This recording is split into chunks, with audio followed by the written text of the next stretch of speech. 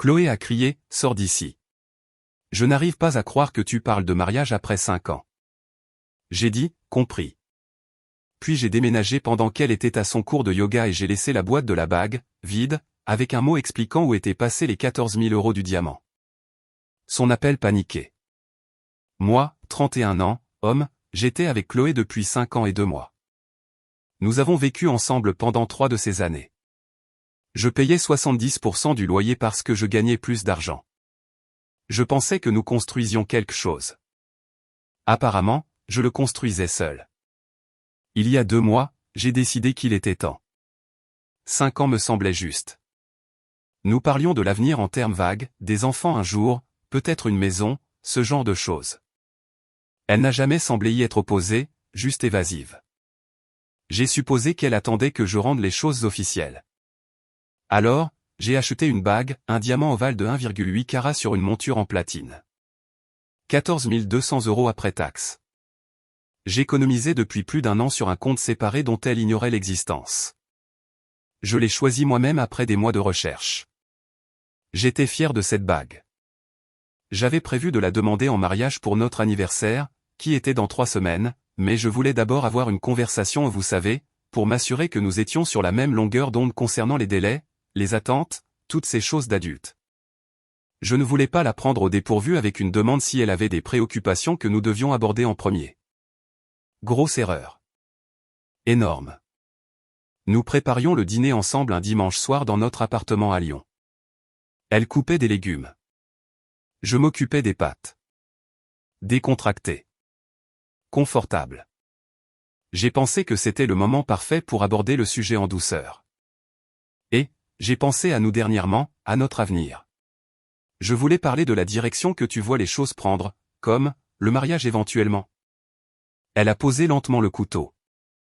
L'expression sur son visage était comme si je venais de suggérer que nous adoptions un puma. Le mariage? Ouais.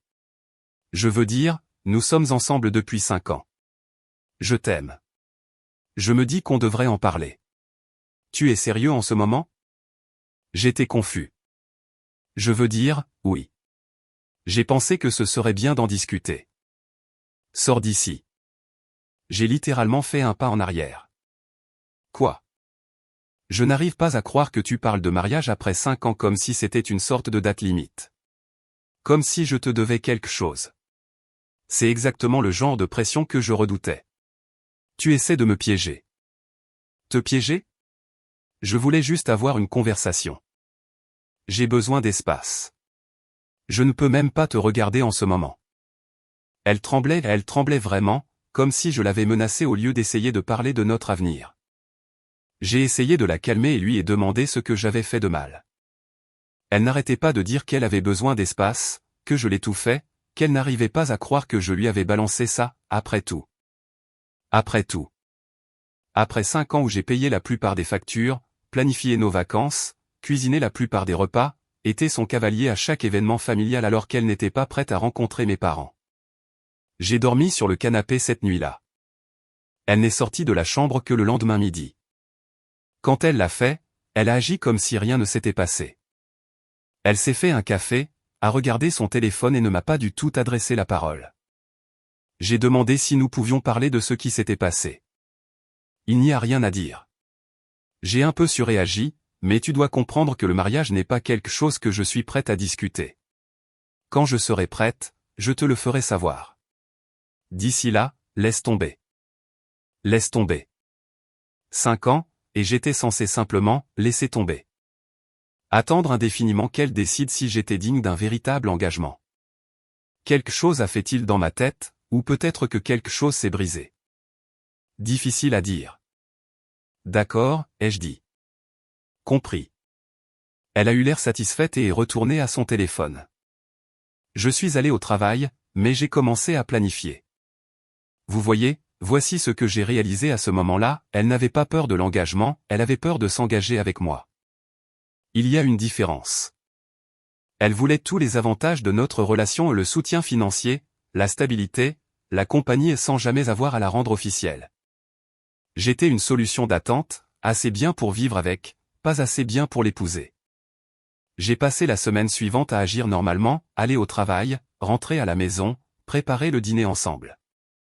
Elle était joyeuse maintenant que j'avais laissé tomber, même affectueuse, comme on récompense un chien qui a enfin appris un ordre. Pendant ce temps, je mettais discrètement mes affaires en ordre. J'ai trouvé un appartement à un bail au mois, disponible immédiatement. J'ai signé les papiers le mardi. J'ai loué un petit box de stockage et j'ai commencé à déménager des choses progressivement. Une boîte par-ci, une boîte par-là. Elle n'a jamais rien remarqué. Elle ne remarquait presque rien de ce que je faisais, à moins que cela ne lui profite directement. Le jeudi, j'ai retourné la bague chez le bijoutier. Ils avaient une politique de retour de 30 jours, et j'en étais au jour 22. Remboursement complet, 14 200 € de retour sur mon compte. Samedi matin, elle est partie pour son cours de yoga habituel, 90 minutes de yoga chaud. Elle le faisait tous les samedis depuis 3 ans. J'avais une fenêtre de temps constante. Dès que sa voiture s'est éloignée, j'ai agi vite. J'avais déjà emballé la plupart de mes essentiels au cours de la semaine, livres, vêtements, appareils électroniques, documents importants. Les gros meubles étaient de toute façon les siens, elle avait insisté pour tout acheter elle-même lorsque nous avons emménagé parce qu'elle avait des goûts spécifiques. Ça m'allait très bien maintenant. Il m'a fallu 45 minutes pour vider tout ce qui était à moi. L'appartement avait presque le même aspect. Elle ne le remarquerait probablement même pas avant des heures. Mais j'ai laissé quelque chose derrière moi. Sur le comptoir de la cuisine, j'ai placé la boîte de la bague à la boîte vide. À l'intérieur, j'ai mis un mot. Tu m'as demandé de laisser tomber, alors je l'ai fait. La bague avec laquelle j'allais te demander en mariage a été retournée. 14 200 €. Cet argent va servir pour la caution et le premier mois de loyer de mon nouvel appartement. Merci de m'avoir montré clairement où j'en étais après 5 ans. Je ne te contacterai plus. S'il te plaît, ne me contacte pas. C'est fini entre nous. J'ai jeté un dernier regard autour de moi, j'ai laissé ma clé sur le comptoir à côté de la boîte et je suis sorti. J'ai éteint mon téléphone pendant 3 heures. Quand je l'ai rallumé, j'avais 23 appels manqués et 41 messages textes. Les premiers messages étaient confus, où es-tu?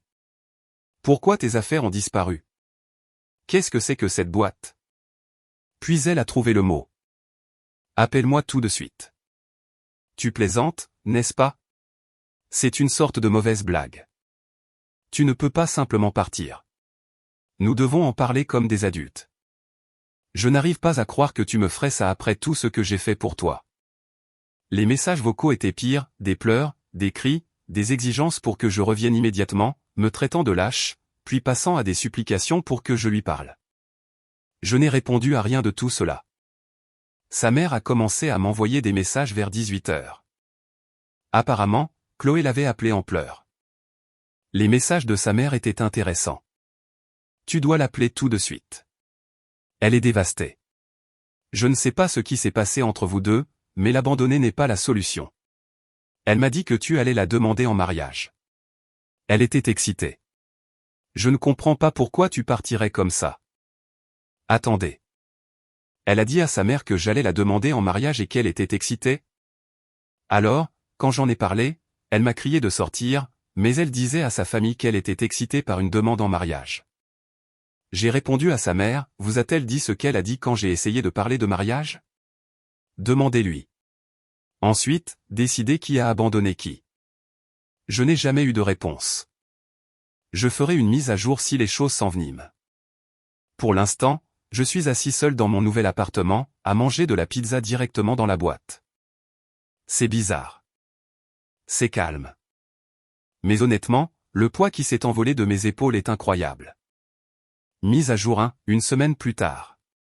Alors, les choses sont devenues compliquées. Quelle surprise. D'abord, merci à tous ceux qui ont commenté ma dernière publication. Le soutien a été immense. Beaucoup d'entre vous ont demandé pourquoi je n'avais pas simplement rompu avec elle normalement au lieu de partir pendant son absence. Question légitime.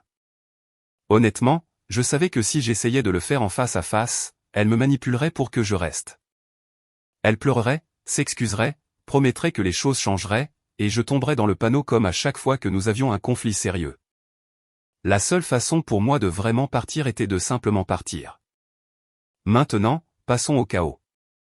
Jour 2, Chloé, mon ex-copine, je suppose maintenant, s'est présentée à mon lieu de travail. Elle est entrée dans le hall de mon bureau à la Pardieu et a dit à la réceptionniste qu'elle devait me voir de toute urgence. Urgence familiale, a-t-elle dit. Ma réceptionniste m'a appelé, l'air inquiète. Je suis descendu, et elle était là, l'air abattu, les yeux gonflés, les cheveux en désordre, portant le même pantalon de yoga que samedi. Nous devons parler. Il n'y a rien à dire. Tu ne peux pas simplement décider ça. J'ai mon mot à dire là-dedans, moi aussi. Tu as eu 5 ans pour le dire. C'est fini. Elle s'est mise à pleurer en plein milieu du hall. 2 collègues sont passés et l'ont dévisagée. Elle m'a attrapé le bras. S'il te plaît. J'ai fait une erreur. J'ai eu peur. Je ne pensais pas ce que j'ai dit. Je t'aime.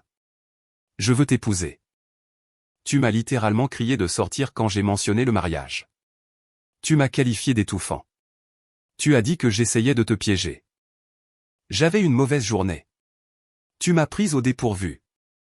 Ce n'est pas ce que je ressens vraiment. C'est exactement ce que tu ressens vraiment.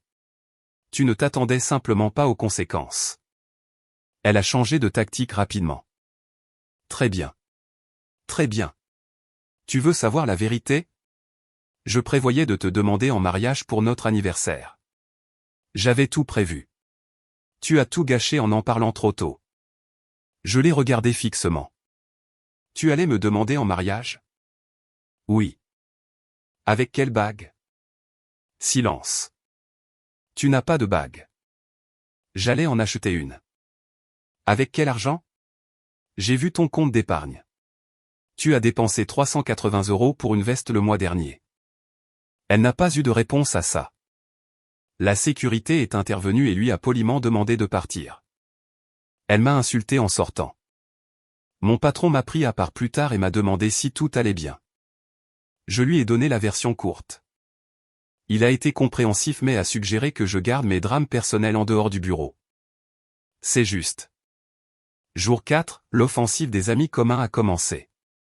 J'ai reçu des messages de 3 personnes différentes que nous connaissions tous les deux, tous avec le même thème général, j'ai entendu ce qui s'est passé. Tu ne penses pas que tu es un peu dur? Elle t'aime vraiment. Peut-être que vous avez juste besoin d'une thérapie de couple. Je leur ai posé à chacun la même question, vous a-t-elle dit ce que j'ai dit quand j'ai mentionné le mariage? 2 d'entre eux ont dit qu'elle leur avait raconté que je l'avais poussée à avoir une conversation pour laquelle elle n'était pas prête, et que j'avais été émotionnellement manipulateur pendant des mois. L'un d'eux a même admis qu'elle avait dit que j'avais été contrôlant et jaloux tout au long de la relation. Contrôlant. Jaloux. Moi, le gars qui n'arrivait même pas à la convaincre de rencontrer mes parents. J'ai rétabli les faits avec chacun d'eux. Je leur ai dit exactement ce qui s'était passé, comment elle m'avait crié dessus, comment elle avait dit à sa mère qu'elle était excitée par une demande en mariage tout en me disant que je l'étouffais.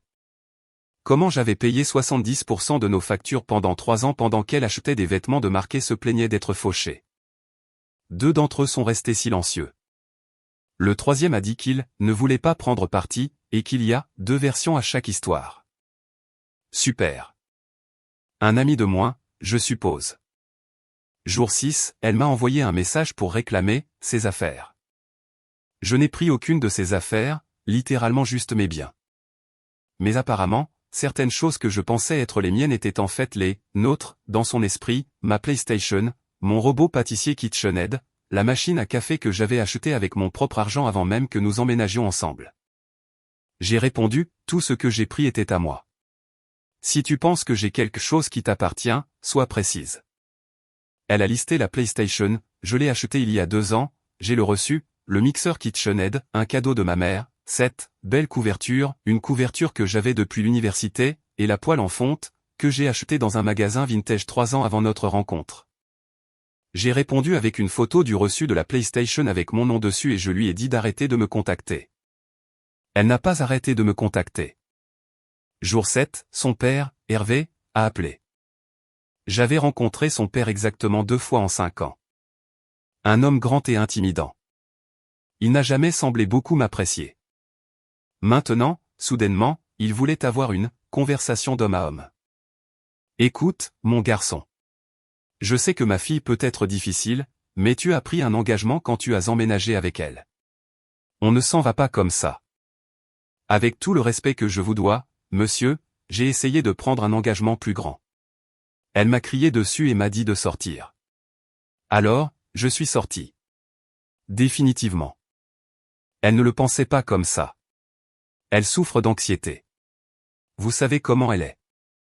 Je ne sais pas comment elle est. C'est pour ça que je suis parti. Il est resté silencieux. Puis, elle pensait vraiment que tu allais la demander en mariage. Elle l'avait dit à tout le monde.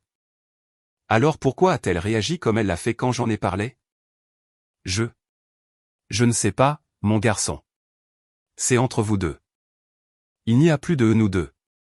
S'il vous plaît, ne m'appelez plus. J'ai raccroché. Il n'a pas rappelé. Voici la chose qui me ronge, cependant. Elle avait dit à tout le monde que j'allais la demander en mariage, sa mère, ses amis. Apparemment, toute sa famille était au courant. Elle s'attendait à une bague. Mais quand j'ai essayé d'avoir une conversation honnête sur le mariage, même pas la demande, juste une conversation, elle a explosé. M'a traité d'étouffant. M'a dit que j'essayais de la piéger. La seule explication qui ait du sens, elle voulait la demande, la bague, le mariage, tout. Mais elle le voulait à ses conditions, quand elle le déciderait. Le fait que j'ai initié la conversation signifiait que je ne suivais pas son scénario, et c'était inacceptable. Certaines personnes ne veulent pas d'un partenaire. Elles veulent un spectateur pour le spectacle qu'elles mettent en scène. J'en ai fini de jouer dans son spectacle. D'autres mises à jour à venir, probablement. Elle n'est pas du genre à abandonner facilement. Mise à jour 2 semaines plus tard, mise à jour finale. Ceci est la mise à jour finale car j'en ai vraiment fini avec cette situation et j'ai besoin de clore ce chapitre. Laissez-moi vous mettre au courant. La deuxième semaine a commencé avec Chloé essayant une nouvelle approche, la tournée des excuses. Elle m'a envoyé un long courriel et je veux dire, très long détaillant tout ce pourquoi elle était désolée, les cris, la surréaction, le malentendu. Elle a reconnu qu'elle avait eu peur de ses propres sentiments et que sa peur de l'engagement provenait d'un traumatisme d'enfance qu'elle n'avait jamais traité. Elle a terminé le courriel par « Je sais que je ne mérite pas une autre chance, mais j'en demande une quand même. J'irai en thérapie. Je rencontrerai tes parents. Je ferai tout ce qu'il faudra. J'étais prête à passer ma vie avec toi, je ne savais simplement pas comment le dire. » Pendant environ 30 secondes, je l'ai presque cru. Puis je me suis souvenu qu'elle avait eu 5 ans pour le dire. 5 ans pour le montrer. Au lieu de ça, elle m'a crié dessus dans la cuisine et m'a dit que je l'étouffais. Je n'ai pas répondu au courriel. Elle n'a pas bien pris le silence. Le 3e jour de la 2e semaine, elle s'est présentée à mon immeuble. Je ne sais toujours pas comment elle a trouvé mon adresse. Peut-être qu'elle m'a suivi depuis le travail, peut-être qu'elle a engagé quelqu'un pour la trouver. Quoi qu'il en soit, elle a sonné à mon appartement à 22h un mardi. S'il te plaît, juste 5 minutes. J'ai besoin de te voir. J'ai failli ne pas répondre, mais je me suis dit que si je ne le faisais pas, elle continuerait de venir. Je suis descendu dans le hall mais je ne l'ai pas laissée monter. Elle avait l'air différente, plus soignée que la dernière fois. Maquillage complet, belle tenue, comme si elle allait à un rendez-vous. Pouvons-nous s'il te plaît parler en personne, comme des adultes? Tu as 5 minutes. Elle a pris une grande inspiration. Je sais que j'ai tout gâché. Je sais que ce que j'ai dit était horrible, mais tu dois comprendre d'où je venais. Je me suis senti prise au piège. Je n'étais pas prête pour cette conversation. Tu as dit à ta famille que j'allais te demander en mariage. Tu t'y attendais. Elle a cligné des yeux. C'est différent. Je m'attendais à une demande en mariage, pas à une conversation sur le mariage. Tu en as retiré tout le romantisme. Tu as fait en sorte que ça ressemble à une négociation commerciale. J'ai laissé ça infuser. Alors, laisse-moi voir si j'ai bien compris. Si je t'avais simplement demandé en mariage sans en discuter d'abord, tu aurais dit oui. Oui. C'est ce que je te dis. Mais quand j'ai essayé d'avoir une conversation à ce sujet pour m'assurer que nous étions sur la même longueur d'onde avant d'engager 14 200 € dans une bague et une vie entière avec toi, ça, c'était étouffant. Elle a ouvert la bouche, puis l'a refermée. Tu ne voulais pas d'un partenaire, ai-je dit. Tu voulais une performance.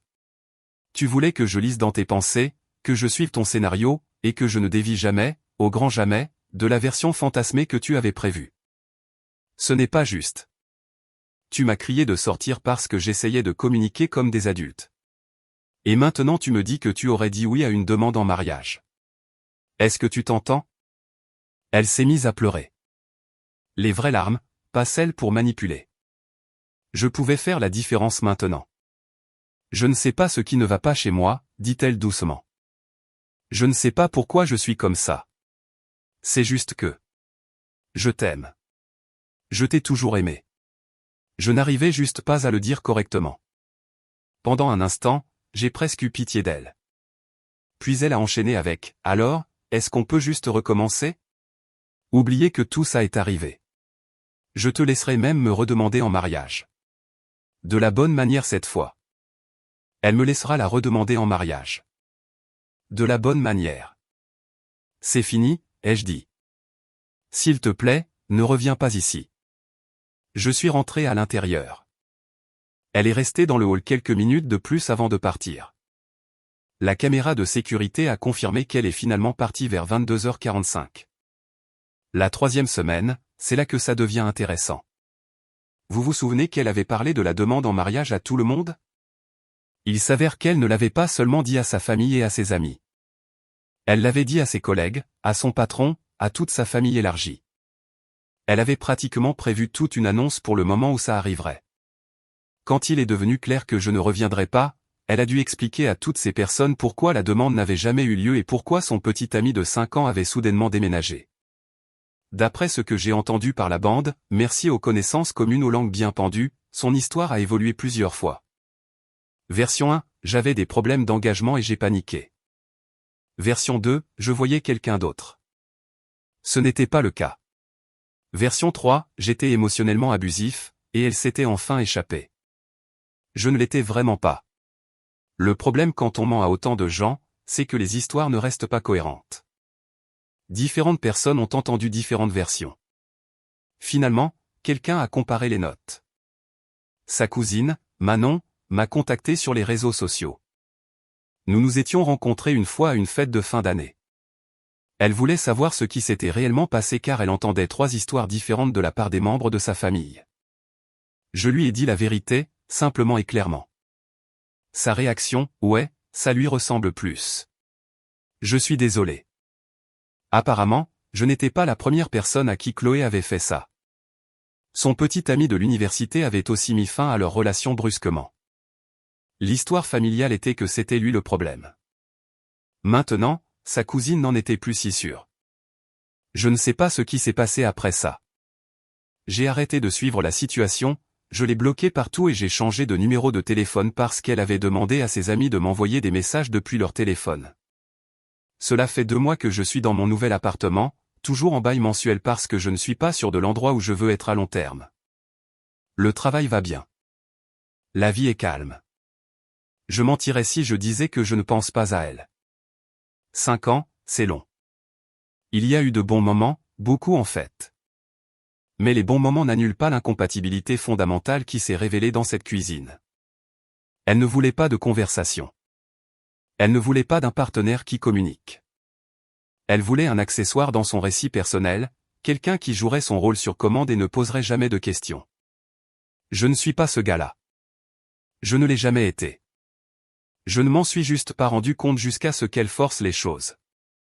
La semaine dernière, j'ai reçu un dernier message d'un numéro inconnu, manifestement elle utilisant le téléphone de quelqu'un d'autre. Tu le regretteras. Tu te rendras compte de ce que tu as perdu. Et quand tu reviendras en rampant, je ne serai pas là. Je n'ai pas répondu, mais j'ai souri un peu parce que voilà le truc, je sais déjà ce que j'ai perdu. J'ai perdu 5 ans avec quelqu'un qui ne pouvait pas dire « je t'aime » sans condition. Quelqu'un qui voulait la cérémonie de mariage, mais pas le mariage lui-même. Quelqu'un qui a explosé quand j'ai essayé de communiquer et qui m'a ensuite reproché de ne pas avoir lu dans ses pensées. J'ai perdu une illusion. La réalité n'a jamais été ce que je pensais.